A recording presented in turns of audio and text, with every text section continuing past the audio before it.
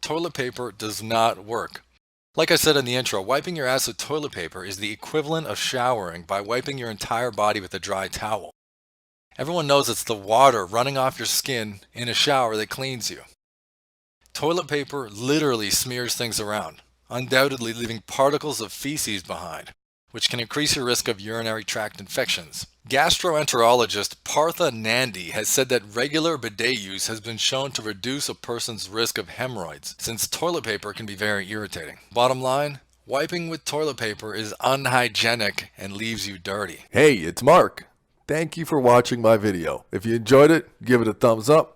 And definitely hit subscribe so you don't miss out on future videos when they come out. Also be sure to pick up my 3 free ebooks, one on chemotherapy, the other on sodium bicarbonate for cancer and other diseases, and a red light therapy dose guide by clicking the link in the description below. Last but not least, check out one more video on my channel right here, and I will see you in the next one.